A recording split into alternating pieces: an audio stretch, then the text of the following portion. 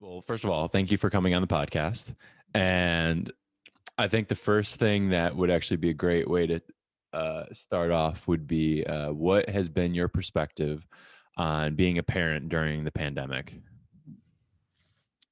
I think it's challenged all of my routines and good habits that I had tried to put in place over my career in order to serve myself and work at the same time. And I love prioritization and consider myself really skilled at it. And still, I think that 2020 and the pandemic has challenged the way that I seek out balance and if that's even achievable for sure.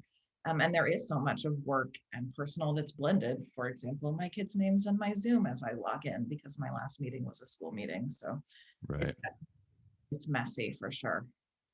Yeah. And ever since school's been kind of on and off, on and off. And well, you guys have been on the entire time, kind of after you guys reopened.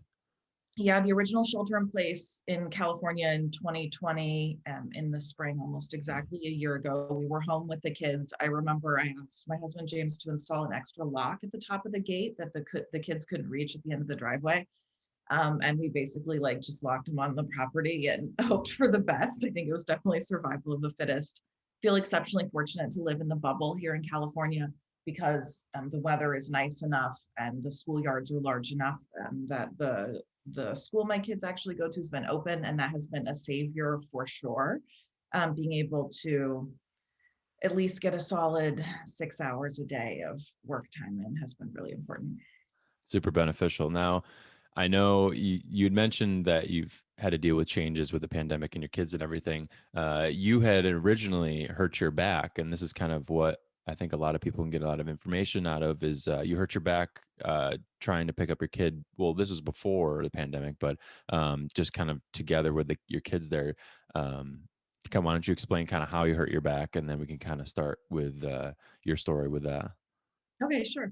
Um, yeah, so moved to California and had to fly back east for the holidays, and had Jamie, who was born at 10 pounds 3 weeks early, so big kid, in his car seat and was like carrying him and definitely had him lifted high enough that the car seat would clear the seat backs down the aisle to our seat so I could get him strapped in. And I felt it immediately, just that very hot pinching sensation. In And your I back.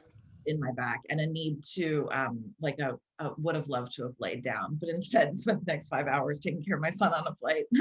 Got to New Hampshire and went to urgent care. And I remember at the time I've also had a history of kidney problems. And I remember thinking to myself, like, this is very close to where my kidney pain sometimes starts. And is maybe this the beginning of a kidney infection or a kidney stone that's moving? Um, Went to urgent care, got some Flexeril, and some kind of NSAID, and just remember spending that Christmas basically on the couch. Came back and had my first CT scan in January of 2016, which confirmed a slight bulge at L5S1, looked very manageable, minor on the original CT scan. So if anything, I felt like good that it was a simple diagnosis, a diagnosable issue, and that I could begin physical therapy. And that seemed like definitely the right move. And was rest and did the NSAIDs help or anything, or was it more of like, okay, did you notice like a decrease in your pain? Because you said you had the I flight. think those meds for me both times around have taken the edge off. Like it's made it from truly unbearable to okay, I can get up and breathe normally and move slightly. But I definitely neither time were the medications like the solution for me. Absolutely not. Right. So you got this back pain. It's sticking around for the long term, apparently. Yeah, And you got a PT. yeah. And why don't you get into the experience with them? Yeah, original PT was good. Was at a very fancy clinic in Palo Alto, was going once a week. I think the biggest challenge for me was honestly time commitment. At the time I was working in San Mateo, would have to leave early, drive a half hour home, go change clothes out of work clothes, go work out, change again, drive back to work. It just became something that was large in the calendar and therefore hard to oversee or overlook or accommodate. Um, and went for about a year once a week. As I said, it definitely helped. It was not um, It definitely did not make the pain worse, but it didn't make it significantly better either. I think if anything, maybe it brought me to like a 1 or a 2, or maybe in flare-ups that I would have, I would start to notice my back a little bit. But I would say the first time around with PT, it never got like I never got to a good equilibrium point before it just got to be too much in my calendar, and I bailed. Yeah, and this was all pre-pandemic, so you had traffic in the Bay Area makes it 2016. Yeah. 2016. Yeah, so traffic in the Bay Area makes it difficult for anybody. But if you have a PT visit, even if you're close, it still can be like a 20-minute drive there, and then you have your hour visit, and then you got a 20-minute drive back. And obviously, with kids and work and stuff, it can make it rather difficult.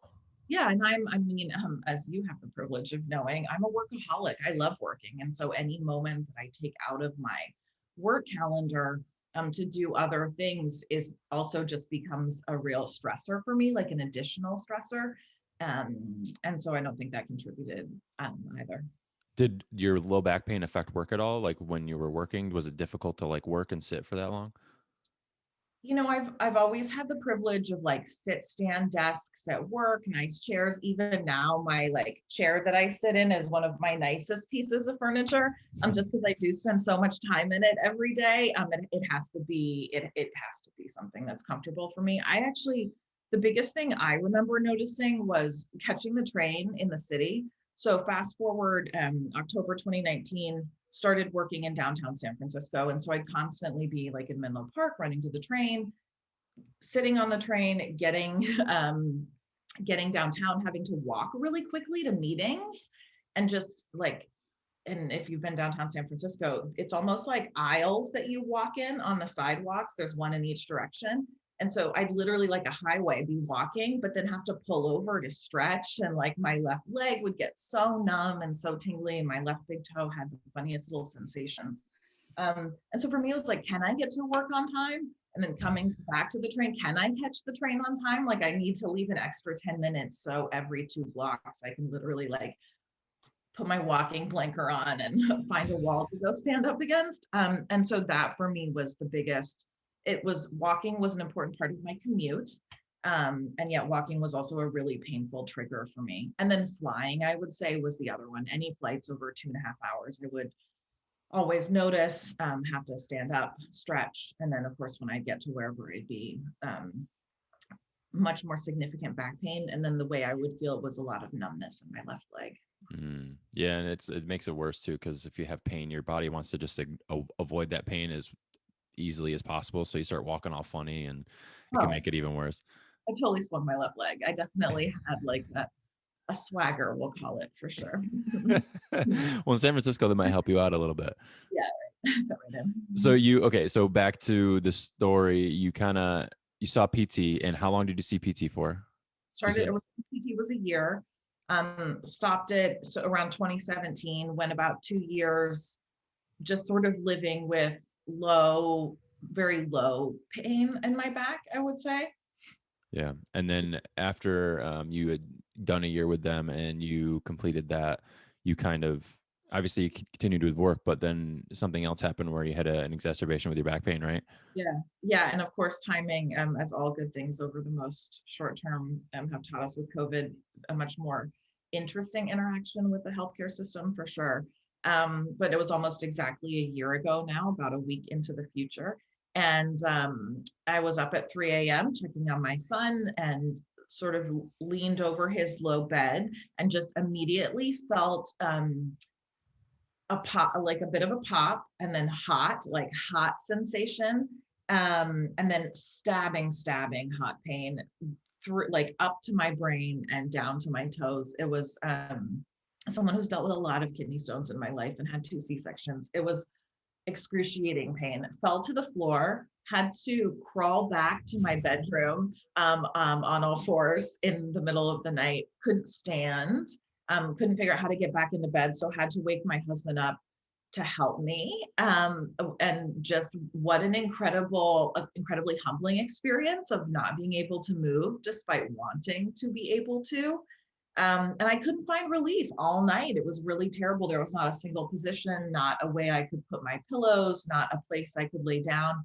So I ended up laying on my back, on my hardwood floors in my living room, with my feet up and over a at like a toy crate. Hmm. Um, and I spent the entire day like that. And you can't really go to the doctor at the time. Definitely, there was no way I was setting foot in the emergency room. I would have spent like a year on my back before, if you guys remember, like the feelings in April around going to an emergency room last year. And so I had a telemedicine visit, and it was really awkward, I would say. I was in tears because I was in so much pain. I was incredibly desperate from the amount of pain I was in. I was trying to get, I'm at Palo Alto Medical Foundation for my care. They're launching this new video platform. I'm trying to get it to work with the settings on my laptop. Then I try my personal laptop. Then I'm yelling at my husband, like, James, you better make this video work, or like, I'm going to miss this appointment. I'm going to be so like in trouble. So was crying by the time I got on, couldn't get the video work, had to revert back to just a phone call. But I just remember the feeling of desperation that I had. And the minute she said she put in pain meds down to CVS, I was like, James, get in the car. I need you. Like, get a speeding ticket on the way there. Go as fast as Hmm. you can, cancel your afternoon. Um, just incredibly, and I avoid pain meds, but an incredibly desperate feeling that I had. Prednisone taper for sure helped. It took the edge off. But I remember like the month and a half between hurting my back and really starting with physical therapy with you. There's no way I was going grocery shopping. The idea of walking through Trader Joe's was absolutely more than I could even like, not just physically do, but emotionally imagine myself doing. Hmm. Have a luxury of a nice long driveway. And I remember packages and things would be delivered. And I'd be like, I'm not walking to the end of my driveway. I'm really stuck here. Jamie wanted to play horse one night, the basketball hoop, and I made it 3 shots in and I had to sit down on the ground. Standing was really tricky for me. That month and a half was really, really, really difficult. Yeah, mentally, especially if you can't play with your kids. I mean, I know Yeah. grocery shopping probably was, I mean, difficult, but still, like that amount of inability to do what you want is definitely awful. Having shared low back pain myself, it's definitely very humbling, almost.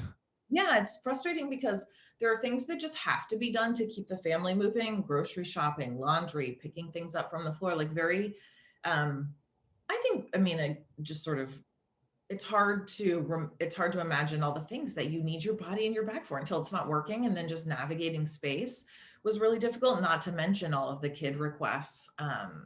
So it was definitely, I felt handicapped for sure. I mean, I definitely felt absolutely limited. I selected activities and things to do and times to do things based off of how I was feeling. I had one of those TENS units, Hmm. and I would put it on and crank it up to like 12 on the settings to clean the house because I just needed, there was no way I was going to be able to actually move that much without that. So it was it was a very humbling few months of not being able to do much. Did the doctor make you feel any better psychologically, or just about your pain, or was it? I mean, I know it's difficult over Zoom or a phone call. However, did you feel like it was kind of a weird? I know it was during the pandemic as well. So was it just kind of weird that your doctor went to break to pain meds and didn't kind of talk to you about what might I be going think, on? to be honest with you, Michael, I was begging for those pain meds that first time I called her. Like, if you can imagine me on my back, dead bug, but not moving version, I would have done anything. I think I said this to you. So I had a CT scan. It showed progression of the bulge. It showed the beginning of arthritis and lumbar stenosis and all these big medical terms that I certainly felt scared to see at 37 at the time. And definitely seeing those CT scans, having only one visit by phone, then circling back around with her and having her provide just very generic advice like rest and you may feel better, find a stretch and you may feel better. Do more of what feels good and you may feel better, like just very generic advice. It was, I went to see a specialist, another specialist. Then I got an expert opinion actually from Grand Rounds around how I should proceed. But, for me, I think I was so desperate, Michael, that if I had seen a doctor or two and they had said you need to have surgery tomorrow in order to correct the pain in your back, I would have signed up in a heartbeat, like in a heartbeat. Mm. The level of pain and desperation was really high for me. And did the C did you and you got was the CT very just kind of like added to it, or did you feel like it kind of gave you a little bit like, okay, finally I know what like was wrong with me? Well, I love a good lab study, and I like them because you can take them to multiple doctors and get multiple opinions. And there's not one course of treatment for most ailments in the U.S. healthcare system. There are many, and so I think getting multiple opinions via CT scans or any other kind of lab result is super important. And I was happy to have them at the same place and to have them a few years apart, so it was really easy to see the progression. If anything, it was probably the CT scans that gave me the most confidence or sense of trust or relief in what was ahead for me. Mm. Because otherwise you go to a doctor and they're like, tell me about your pain, or stand up and lift your leg, push up against my arm. And I feel like a lot of those things, yeah, there's like, how could you diagnose um a slip disc just based off of my left big toe and movement, whereas the lab result and the CT scan it felt so very specific. So that gave me a lot of confidence for sure. But then also it's terrifying, and there are big medical terms in there. And if you don't really have anyone who's gonna, and you're not in person to get that bedside manner, I mean, it's basically me and Dr. Google, reviewing my CT scan together. Right. And especially during the pandemic, you probably don't want to go in to too many doctors' offices and get many opinions. So it was probably beneficial that you had the experience with your work with grand rounds and kind of understood, how the process goes. Cause I don't think that's the case for everybody. I think people go through the rigmarole with going to doctor or asking just anybody like, hey, what do you think I should do? What do you think I should do? And back surgery and the overuse of back surgery in the United States is definitely a real problem, and certainly one that I was aware of and would be sort of paranoid about my spine and needles anyway. And so not where I would naturally want to start. But as I said to you, like if I'd had a couple of medical opinions that told me get surgery, even if that wasn't truly like even if physical therapy for me was the answer, I would have done it in a heartbeat. I was desperate. But why was your brain so like ready? Just like that switch? Was it just that much pain that it's interesting for me to hear that. Yeah. Limiting limiting pain, excruciating pain, plus behavior, everything limiting, activity limiting, hobby limiting, kid limiting, family limiting, and feeling very young to be so um, limited, I guess. Yeah. Yeah, it's interesting. I feel like some people are very like, okay, doc, like cut me open. I'm ready to do this. And then some other people are like, don't come 2 feet within me with a scalpel because I don't want anything to do with it. And I felt still, I mean, I feel very conflicted that way. Obviously, it's not how I wanted to proceed. It wasn't ever first time or second time how I would have started things. And yet, um, yeah, I was so desperate. The pain was, um, it made it such that walking more than 30 or 40 yards was really difficult. Yeah. So now you got your expert opinion and we meet and we finally kind of get a hold of your low back pain and things have progressed to now working out consistently. Why don't you kind of explain that relationship and how things have progressed with you with both exercise, but also just your whole viewpoint with movement and so forth? Yeah. So actually looked up acupuncture and physical therapy. Those were going to be sort of like my first entry points to self-care with my back. And saw a service because I have the privilege of living in the Bay Area bubble that would Mhm. send a physical therapist to my house. And I think for me, that was like, okay, then that this is going to be much easier for me to commit to than anything else. Um, and and I remember the first time you came over, I was very much like, can we do this 2 days a week? Like, is there, how much of your time can I get and is normal or would be needed?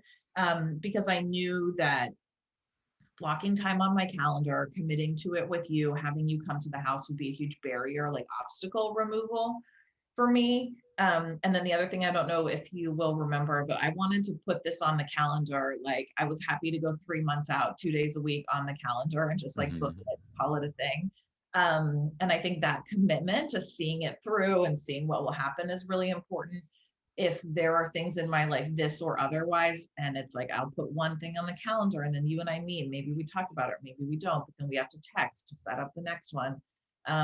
That just leaves a lot of opportunity, I think, for procrastination and avoidance. Hmm. And so for me, it was very much like, let's get this scheduled on the calendar many times a week.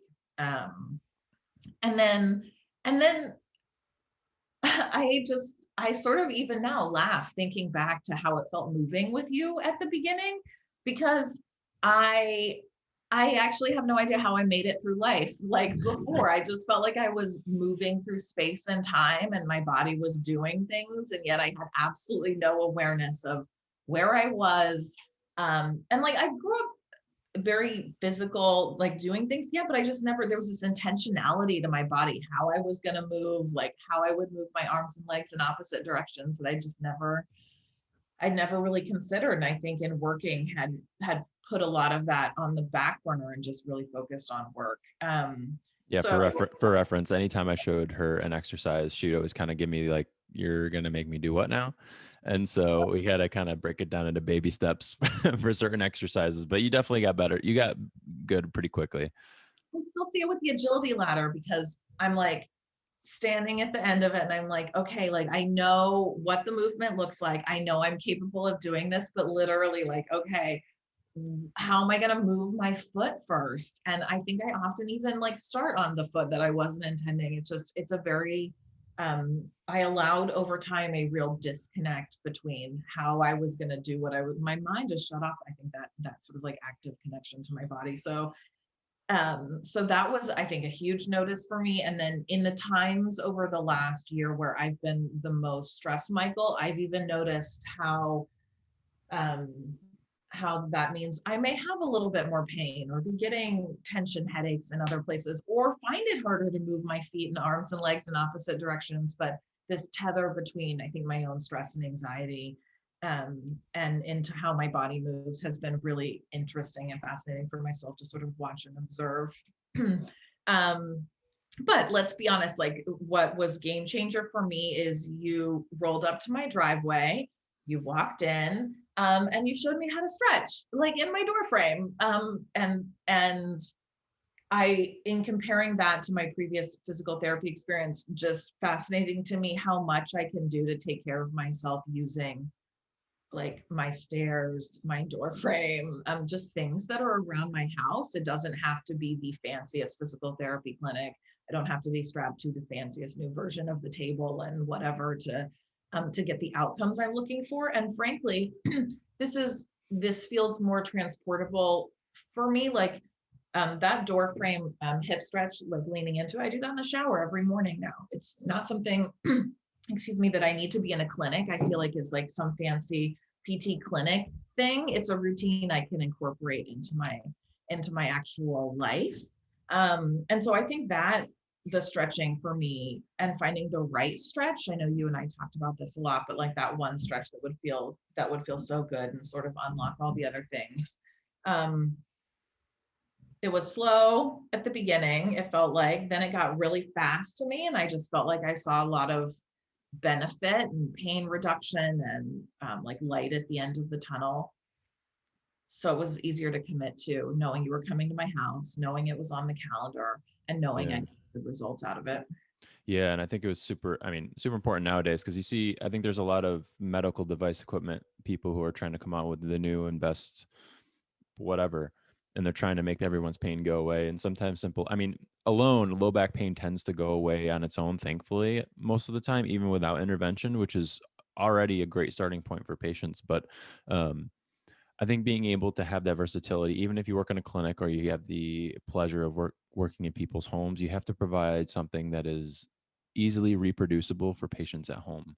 Because if you don't do the exercises or you're, um, if you're doing a leg press machine, like what are the, like, you're not going to do that when you go home, or you're not going to try and find an alternative on your own. Like you need to hand feed the patient or guide through what you want them to do. So, and you're obviously a case for that. But I kind of want to go back to the scheduling. And you'd said it's important, but have you always been someone who's just like super scheduled? Like it needs to be like, this is how I need to like do everything. And I think I know the answer, but I think it'll highlight how important it is to fit in, even though it is, monotonous with, twice a week for like 45 minutes to an hour, the importance of scheduling and how much it means to you in your life. Yeah. So I was backpacking through Europe when I was a very small child with my mother, and I was obsessing over the train schedules, Michael. And my mother finally got very annoyed with me and was like, like, you can't buy the tickets. You're not going to get the taxi there. Like, why are you obsessing over the train schedule? That personality characteristic has certainly stuck with me. I'm definitely ENTJ. I'm 5 facets J. I love a good plan and a calendar. And I get a lot of self-fulfillment out of execution of tasks. And so for me, if it's not on the calendar, I'm not likely to make time for it. I've actually even found sort of in expanding the ways I need to look out for myself. It's not just working out, Michael, it's eating too. Like I literally have to put 15-minute snacks blocked on my calendar. I'm not going to make the time in real time to do that. Very calendar driven. So yeah, so knowing that about myself, that I live or die by my calendar, is both tragic sometimes, but also I can use to my advantage. And certainly I knew with you, like if I can get you early at the beginning of my day before things go haywire, if I can commit to that for a few months, a few days a week, it can just be part of the routine. I'll tell you what I have seen though is like in those 2 weeks we were quarantined here because there was a positive exposure in my son's kindergarten class. I still, even though I know how important working out is, I didn't stick with it in the way that I would have liked to. And so it actually was good for me because it's evidence that even though I'm a year into working with you, I feel much better. I feel much more in control of my body and have a much greater sense of awareness of how I'm moving. Still, that's not enough for me to keep up with it. I need an accountability loop. I'm a little bit like a child in this way, I feel, but I definitely need some adult supervision and someone holding me accountable, or I think I'll be faster to slip into bad habits again. Yeah, and I think you've definitely made it a point with many different facets with, again, like you said, nutrition and PT and stuff like that. And you did it, twice a week and stayed consistent with it. And I think, I can hear the naysayer in the back of my mind just saying like, oh, well, I don't have time or I don't have the resources. And it's just like, there are plenty of resources and everyone has a little bit of time. It's just, you have to make it, like you said, make it a priority and you got to put it at the top of your schedule. It feels very much like an investment activity too, because in the 2 hours that I carve out to spend with you are the 2 hours that actually free me up to like then be able to sit in my chair for the next 7 hours and just crush some conference calls and then go out and walk my dog and then go for a bike ride with my kids and then play basketball this evening in my driveway. Like I'm actually only able to do all those other things in my life because of the time I've committed to working out and taking care of my back. So, and I don't think that's the thing I realized is like that small investment here. Yes, it's 2 hours, but that's the thing that frees up like the other 25 hours a week I want to spend doing other things. Yeah, I try to relate it back to, like you said, investing is a great way of putting it, with money in of itself. You make small actions in the now, so that way you can kind of pay yourself later in dividends. And I think in rather a currency of money, we're looking at a currency of the ability to do things for however long you want to be able to do them. And I think for a lot of people, obviously, it's super important, but some people just don't want to help themselves, so that makes it a little bit difficult to have that conversation. But I think The help myself COVID crisis 2020, 2021 spin. I mean, started with you, got a therapist, got a nutritionist, and I'm really trying to own the lack of self-care I had been giving myself, and then wanting to set, especially with kids. But like, I think it's so nice. They know I work out with you twice a week. Like they know that that's important to me and that taking care of myself and my back is important. So I even think it's modeling to them and to others, even at work. I'm really honest about, I have to set time aside to snack. I have to go talk to the nutritionist right now. Like, trying to be really honest with how we are. We all probably need to improve ourselves, Yeah. especially the Well, times being we. honest with everybody else is kind of you're being honest with yourself, right? Like if you're telling everybody else, they almost have to keep you accountable. Like, oh, like how's your nutritionist going, or like how are your workouts going? Like how's your back feeling? It almost makes them, because they'll ask questions, right? Like people are naturally curious generally, especially if you're working with them or they care about you, you know. So I think getting other people involved is super important.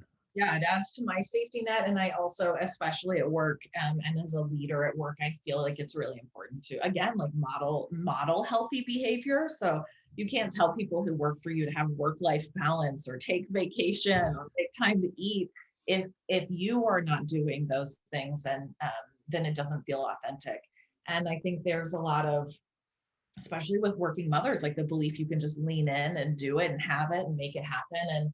And I, so for me, it also just feels good to acknowledge, like, yeah, getting close, but not nailing it, and still have room to improve on things and need to commit to those things and see them through. Yeah, I think that's incredible. That's definitely a good way of looking at it. Now, um, we've got your back pain is calmed down. The numbness is gone. Our body awareness is a little bit better.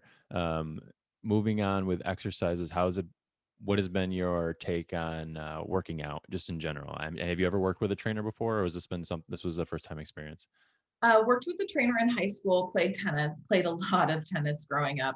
Um, but different, I think the teenage self and presence and being in a gym and having it something that was really for tennis, not for me. So Hmm. very different intentions going into it. And then also that's a lifetime ago. The lifting weights thing has been, for me, I guess, easier to pick up or more familiar. And then it's everything you do or you ask me to do that's like jump, walk, run. I'm like, and then you do it and you look very graceful. And in my head, I'm just imagining how it's going to go for myself. So anyway, for me, I think it's actually been the movement pieces, and even the weight movement. But how am I going to move my arms like this? And the minute you and I start talking, I'm sure you notice this when we're working out. Like if my mind drifts, I'm there is no muscle memory within me to just fall back into like the right way of walking or jumping or stepping or running. It's gonna fall back to that very passive part of the brain where it's happening, but it's really not intentional. And then I'm gonna start skipping rungs in the ladder or running past the mark in the driveway. It really takes a lot of, it strangely takes a lot of energy to be present enough to do those activities. And that's been, as someone, people in my life joke like I'm an engine who runs hot. It's really hard for me to be present and focus on how I'm moving. And so that's been both comical and insightful. And I think gives me still a lot of like, I'm excited for then what happens next and how much easier all of these things get and natural they get over time. Yeah, I think finding things that you don't normally do to challenge yourself can certainly put a lot on the brain. And although we think of exercise as a physical physical activity, um, it's certainly also mental, especially when you're providing something new that your body has never done before, and it's mentally taxing at sometimes. So you're like, okay, I got to do this. I can't hurt myself, or all right, I can't look like a doofus trying to do this exercise. Remember the most stressful week at work, like probably in my professional career I've ever had. And you came over and it was dead bugs, like on your back, move your arms and legs in different directions. And like, it literally felt like I was like, had been paralyzed and could not move my body. It was like, even just thinking about how to move my arms and legs was system overload. So there's been a lot of, it's just been really good to figure out how my body likes to move and how it feels good moving. And I feel so much more in tune with it. I spent a few weeks ago painting and was a lot of up and down movement. And I remember woke up the next morning, I was like, oh, my back feels weird. And I just spent extra time stretching in the shower. I know which ones I like and feel good now. And before, I don't think I would have even had the awareness to be like, this hurts, it hurts in a specific way. And this is something I know I can do to take care of that. Mhm. I just would have popped a couple Advil probably, or not, and just kept going.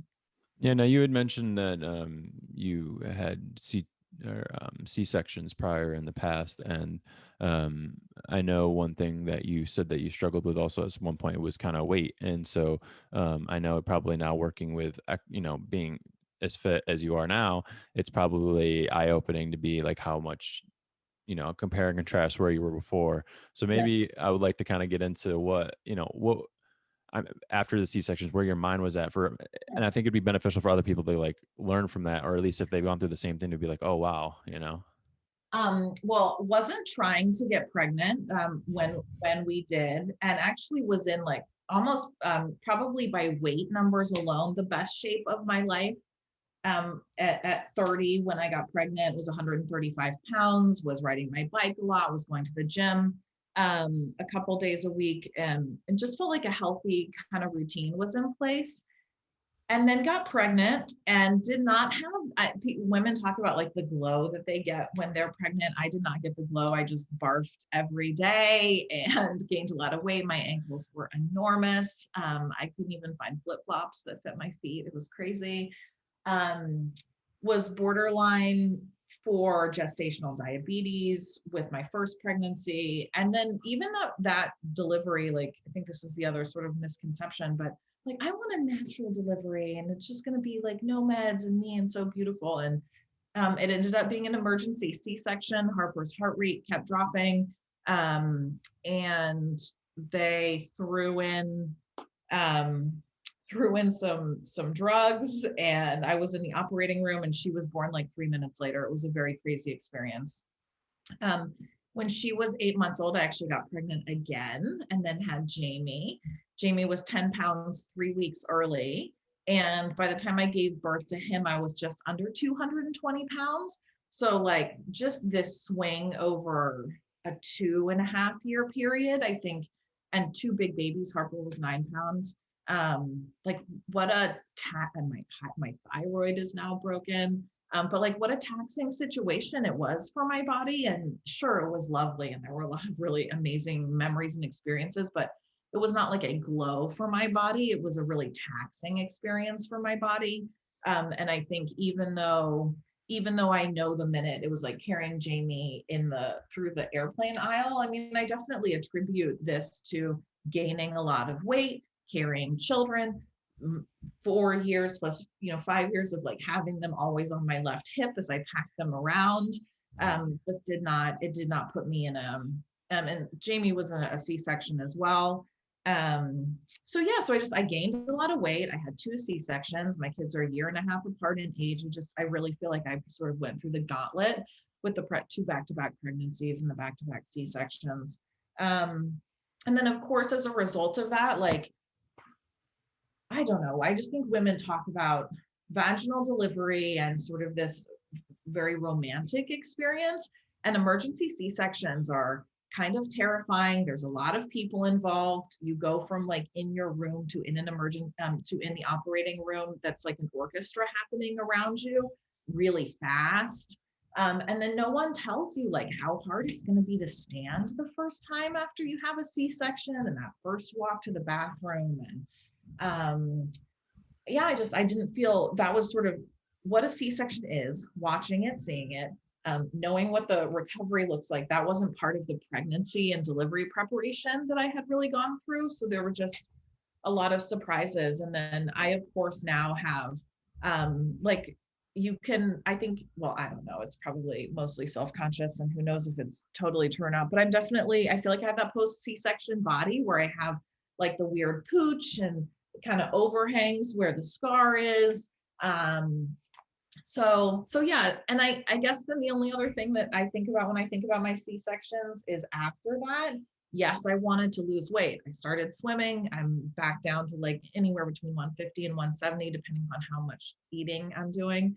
Um, but I don't feel like I care as much about my body. Like, even with you, I'm like, it's kind of fun to be like, oh, my stomach can actually get flatter. I can look like I'm not pregnant for the third time. Because in some ways I had just been like, this is almost like, accept it, like, stop caring about it. Don't fixate on it. Don't fixate on your stomach. Don't fixate on your scar, because it just is, and you're not going to be able to do anything about it. So it's been nice to see Did you go through a progression mentally with that, or did you kind of always have that mindset? Well, I think when you give birth at 220 to a 10-pound baby and they're like, you just like, what can you do at that point? And how much exercise can you fit into your life? And I took the smallest amount of maternity leave possible and jumped right back into work. Work's always just been really important to me. And so even then it became you can make time for family, you can make time for work, you can make time for marriage, but can you make time for self and self-care and working out? And probably for me it didn't hit the priority list, and therefore I think it had to be something I just like stopped caring about as much. But I would like, I think there's actually, that's like the other side of the equilibrium, which is like you care too much, you don't really care enough, and then Hmm. the point is feeling really comfortable. Like I don't ever need to be 135 pounds again, but I do like that I don't, like I said, I like that I don't feel like I look pregnant Hmm. like I did 6 months ago, even though I'm not. I really had accepted that I'd have like this little pooch forever. Would you have exercised more so knowing what you know now with before your pregnancies? Yeah, well, I wish I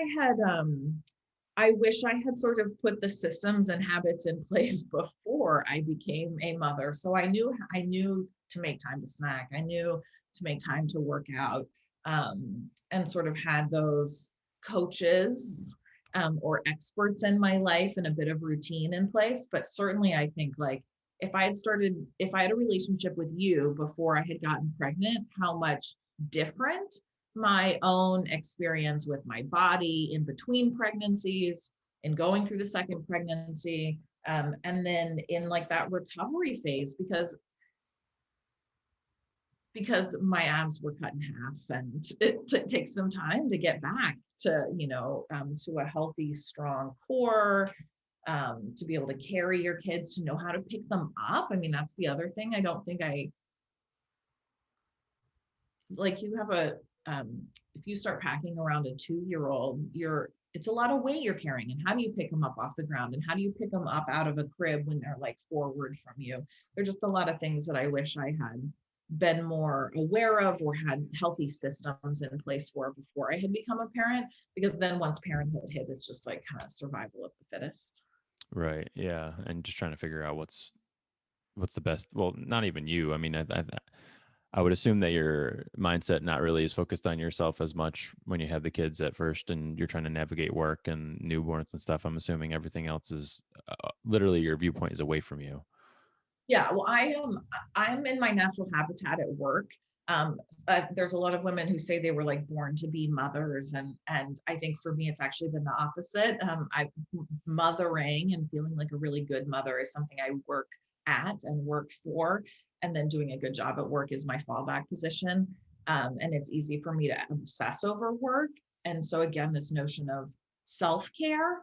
I'd much rather take care of anyone else and then get to the things that I need to do for myself. I'll always be last on the list. And in some ways that actually, like I'm a bit of an obliger in that way where it feels good. I get some endorphins from taking care of other people, but yet also, again, that's just, it's not sustainable. And if I want to take care of others the way I want to, I have to be Mm.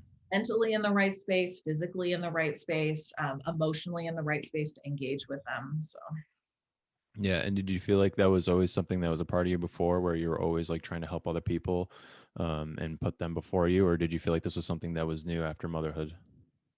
yeah, no, the notion of letting people down is definitely something that I carry with me, likely from my childhood. But definitely important to me if I make a commitment to sort of see it through and to take care of other people and be empathetic to them. And often that is has been to my own detriment. Yeah. And I think when you said setting up a routine or setting up, what was the word that you used? Oh, I'm well, muscle memory or setting up a routine, but yeah. Just setting up parameters before the pregnancy, I think that's super Mhm. important. Just starting at as young as you humanly can, just to start the set up that exercise routine or to set up that diet or set up whatever you may believe that's going to help you the earlier is going to be better, because it's going to be easier to incorporate in your schedule, right? Because you're going to know how much time it's going to take. You're going to know, how your body's going to respond, how to do X, Y, and Z. And I think for people who may have waited as long as like you had, it makes it difficult, because then it's like, okay, now I got to move this, I got to do that, and it's fitting it in with everything else that has a different priority level. And now I think exercise has changed for you in a viewpoint. I don't know if they have the same priority level as work, but um, a significantly higher priority level now, and it makes it easier for you to work out. I'm assuming, and like you said, you do the stretches on your own. Yeah, well, I mean, first of all, transitional periods in life, I think it's those moments like to go from working to not working, for example. Um, like might be good to try cooking a little bit before then cooking becomes something you do every day after you're no longer working, or working out, like just and pre-motherhood to post-motherhood. But yeah, it just feels like in these transitional moments, you want to have some healthy routines that you can fall back on instead of being on the learning curve for working out while also being on the learning curve for motherhood or whatever the case may be. And then definitely at the beginning, not probably with the back pain, but at the beginning of working out, there were probably at least a few occasions with you where I was like, I got this meeting, I have to cut out early. We have to do 30 minutes a day instead of an hour. And I feel like I've been much better about that as of late, like really just trying to be like, this is actually my time. I'm not working during this time. I really have to um, defend the time in my calendar that I've carved out, because it probably would be easy to fall back a little bit. But no, I definitely feel like the working out thing is something that's been so good for me that I have to actively look out and protect that time. Yeah, for all those other busy people out there, defend your time to take care of yourself and exercise.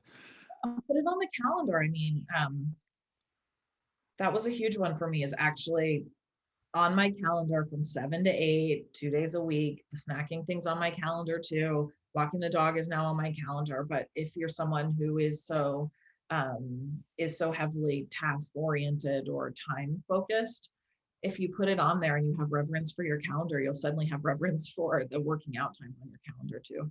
Yeah, so I think this is segueing into the end here, and I kind of want to start this new segment where it's going to be this segment is be called "Health Me to Health You," and so I kind of want to have you health other people or help other people with kind of your knowledge, and we've kind of been touching upon it as we've been going along, but now that you've utilized again a dietitian, a PT, and other people to stay accountable, how would you convince your younger self, to start earlier?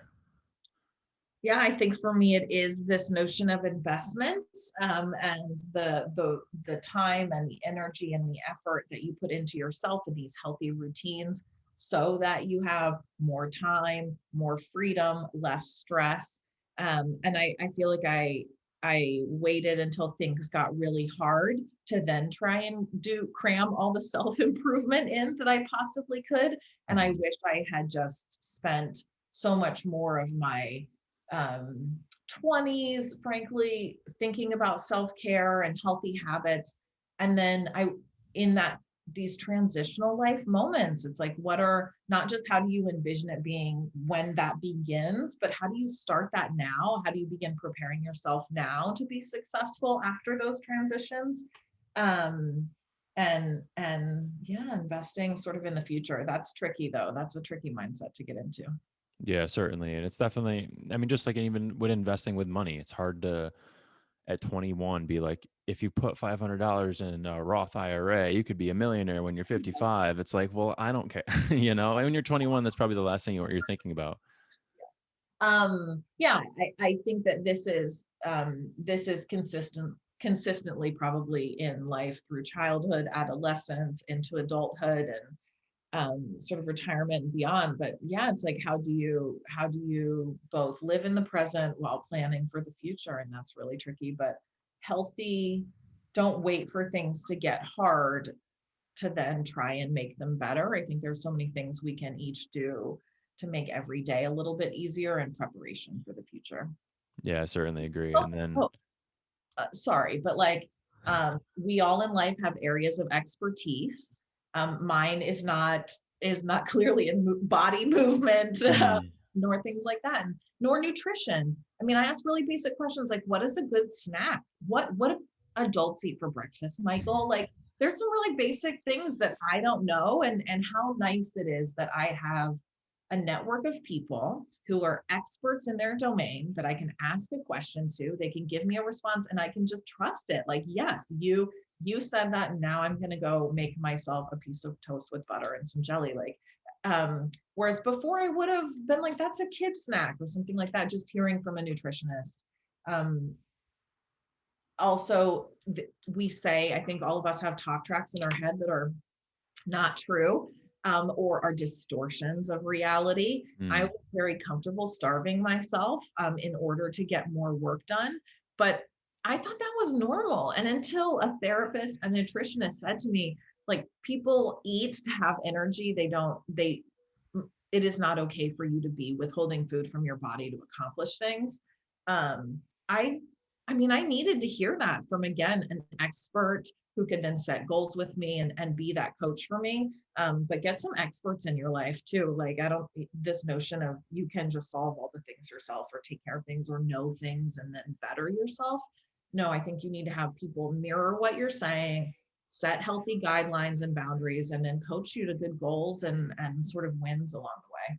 Yeah, this idea of investment, I think everything and trying to get people on your team is all kind of coming together where it's like you got to be able to, even if you can't afford all that stuff, there's people on YouTube who provide a lot of really free and good information that can really help you out. Or even like apps like Coursera or Skillshare and stuff like that, that there's like these little courses that you can take and you can learn a little bit and at least get your foot in the door. And if you want to make that investment to somebody else, like a nutrition or somebody else, you always can. But um, the information's out there. It's just you gotta be willing to put in money to help Basic yourself. groups, I think, are great in this way for accountability. And then I do think there's so many, for I'm reading Atomic Habits right now. So if you're someone who likes to incorporate books or good authors, but I think any way you can get trusted expert advice that then can be incorporated is much more beneficial than, again, sort of relying on our own internal, maybe dysfunctional talk tracks that we've been raised with.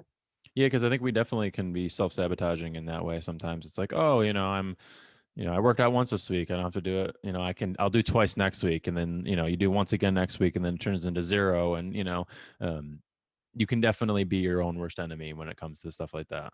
Absolutely. Absolutely. So, and then I have one other question. So, knowing everything you know now, Yep. what, if anything, would you have changed, whether it be your experience with the doctors?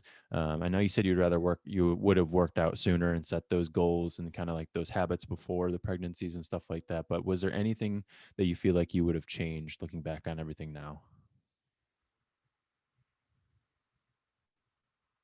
Well, I just self-sacrifice too much, like trying to carry too much onto the plane, trying to walk too far too fast in the city, trying to squeeze too much into my calendar. Just um I wish I had been more kind to myself with time earlier on in order to make different choices. Given myself a little bit of freedom to not not try and get everything done in the shortest amount of time possible in order to have time for other things. Yeah, no, I think that's great, and certainly a lot of people can learn about what you've gone through with both the pregnancy and also just your relationship with exercise. I think a lot of people go through the same stuff you do with self sabotaging and not willing to get out of their own way with scheduling and trying to work and whatnot and deal with the family. And obviously with the pandemic, it certainly made things even more difficult. But you've certainly provided.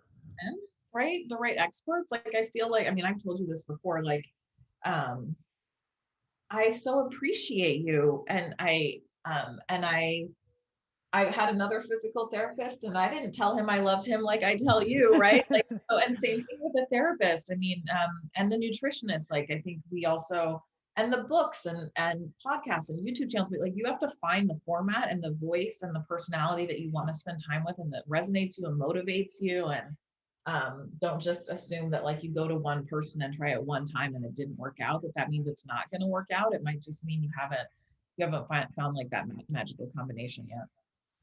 Yeah, definitely. If I can definitely agree with that because I know even for me, like I've had patients who who had, worked with other therapists, but then they say I want to work with me and vice versa. So sometimes you just got to find the right person. Not everybody is meant to work with you, and some personalities collide with others, and some mesh well together. So you have to be willing to open and put in the work to kind of find that out, right? Like you said, don't just quit a number one. You got to, be your own person and keep, plugging away.